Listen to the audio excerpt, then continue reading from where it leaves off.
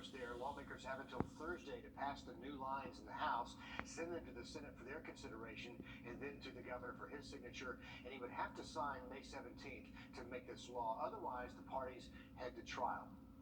A jury convicted a Richmond County man on several charges, including rape. The DA's office says the jury found Quint Evans guilty of criminal attempts to commit rape, false imprisonment, and 3 counts of child molestation. He faces a potential sentence of up to 120 years in prison. The Richmond County Sheriff's Office says it's looking for this man tonight. Take a good look. He's wanted in connection to an incident at the Europa restaurant on Deansbridge Road. Tedesco Hudson is wanted for allegedly negotiating checks knowing information is false. That is the charge. If you have any information, call the Richmond County Sheriff's Office. Metro Atlanta rideshare and meal delivery drivers, they are now pushing the city to approve a local union. It's a process workers have been pushing for in other major cities as well. And now there's a renewed effort to demand protections on the job. Dozens of workers want to start a labor union in Atlanta, arguing that would offer more job security, safety, and support. One says he's been driving rideshare and meal delivery since 2018 to make a living. Some of them are really like high miles, and you're not getting compensated for that, so it's not fair to you. Whenever a customer reports an order that didn't arrive, the app they just deactivate your account. They don't even ask you anything about it beforehand. City council leaders say they're researching legislation. They've been meeting to hash it out with the rideshare union and what that might look like in Atlanta. It's been exactly 1 week since a murder suspect and police officer went missing in Alabama. Today, the U.S. Marshal's Office said it found the getaway car in Tennessee. The officer, Vicky White, was supposed to take a prisoner, Casey White, to a mental health evaluation at the courthouse last Friday. But the local sheriff later said an evaluation was not scheduled. While the two are not related, an internal investigation found they may have been involved romantically going back a couple of years. In another multi-state manhunt, Crime Stoppers in Tampa and the U.S. Marshal's Office are asking the public to help find a fugitive believed to be in the upstate area of South Carolina. SLED says 22-year-old Sharon McCombs is wanted in connection to 2 shootings in Tampa. There is a $5,000 reward for any information leading to an arrest. Recently, federal officials have said there's been an increase in violence directed at marginalized groups, such as the Jewish community. Some people near the South Carolina coast were concerned when an anti-Semitic flyer appeared in their neighborhood, one near Myrtle Beach. The flyers included conspiracy theories related to Jewish government officials and COVID-19. This happened in Horry County, where the police say there's no direct threat to residents. Still, authorities say there's no place for hate and say they're committed to keeping their communities safe. But some are questioning whether the flyer actually falls under the category of free speech. It should fall under the category of free speech because, as you mentioned, kind of the key question asked in cases involving whether something is free speech or hate speech is whether or not the speech is actually advocating violence against those whom it is directing the hate and anger toward. The FBI released a statement saying although some may find the flyer offensive, they cannot investigate solely based on the exercise of First Amendment rights, including free speech. Instead, they encourage people to keep watch and report suspicious activity to their local authorities. A recent study out of Augusta University found that being in a negative emotional state, that of suffering from PTSD, anxiety, or depression, can affect emotional learning and memory. Now the research is being used to evaluate veterans at the Charlie Norwood VA Medical Center.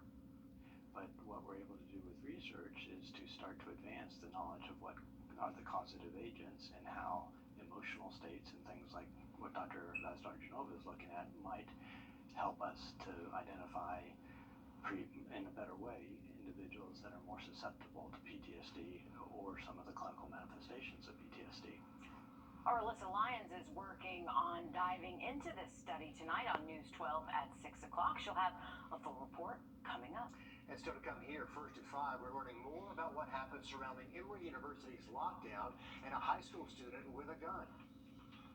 Or keep an eye on strong shifts of 80 to about 81 degrees through most of next week. All right, thank you, Anthony. A situation prompts lockdowns at Emory University and a nearby high school for hours. DeKalb County School Police saying it's the 14th weapon discovered at Druid Hills High School this year alone. The initial report was that there was an active shooter on campus at Emory yesterday, but that did not turn out to be the case. Instead, a high school student now facing an aggravated assault charge. Here's a timeline of what happened and how parents are reacting. I feel scared, you know? Parents of students at Druid Hills High rushed to the school Thursday morning when they learned an armed person was possibly on campus. My kids, they started texting me. Letting me know that they were on lockdown. The school went on a level 2 lockdown around 10 o'clock after students told the principal they saw another student with a weapon. Yeah, they told us to go in the closet. I guess that's how serious it went. Officers conducted a search of the school, going from classroom to classroom to find the student. Once they cleared the building, they heard that the student may be in the surrounding area, which is the wood line or either the park. That prompted nearby Emory University to send a tweet saying there was reports of an active shooter on its campus. The school deleted the tweet minutes later, but remained on lockdown until a little after 2 p.m.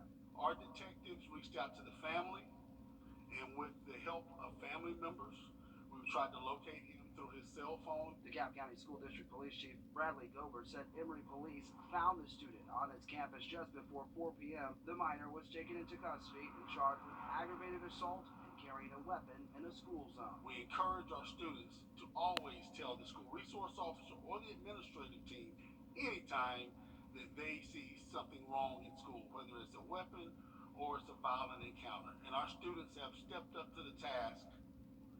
In a statement, Emory University apologizing for any confusion their tweet might have caused, saying, quote, an inaccurate communication was shared over social media that was not consistent with our emergency notification messages.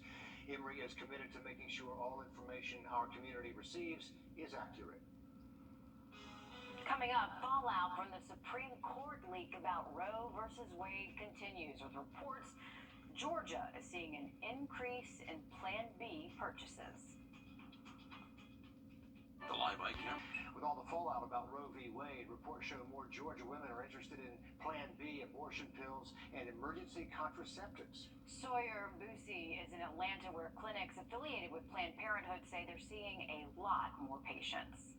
I think people are afraid. Clinics in Georgia with affiliations with Planned Parenthood say their offices have been busier than usual. At all of our health centers, we've seen a significant increase in people calling in, wanting to make appointments to get birth control, emergency contraception. We've even gotten calls about, folks wanting to inquire about vasectomy and tubal ligation services. Lauren Frazier believes some women are afraid the possible overturn of Roe v. Wade could mean the end of access to Plan B, abortion rights, even birth control. I absolutely don't think that folks are in fear for no reason. In the past month, local Planned Parenthood representatives say they've hired a person whose sole responsibility is to help women navigate the system, a system that might be changing. That person's role is to assist patients with travel out of state, with hotels, with meals, whatever it is that they need to feel supported in this moment. There's an organization called Plan C.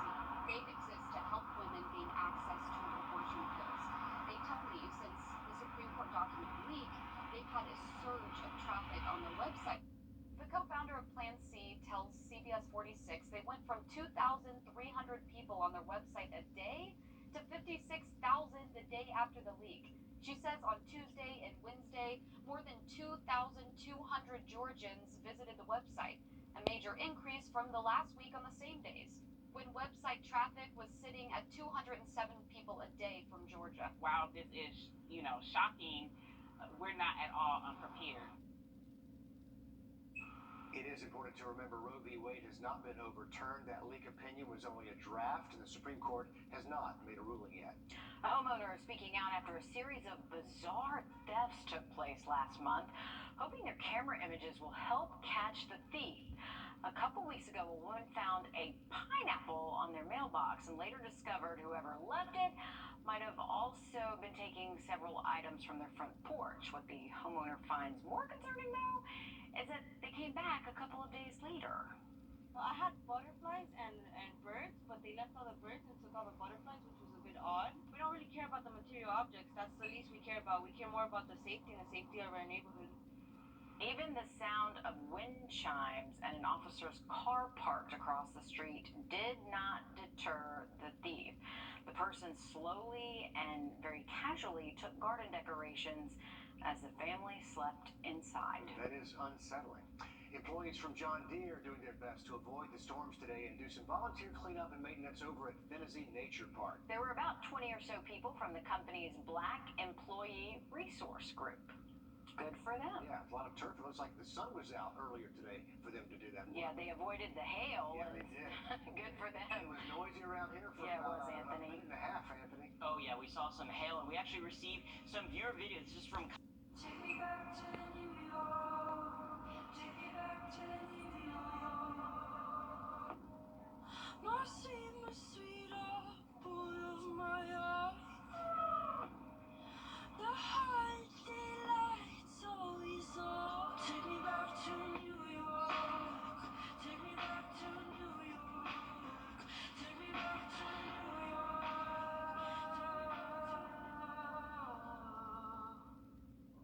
Closed captioning.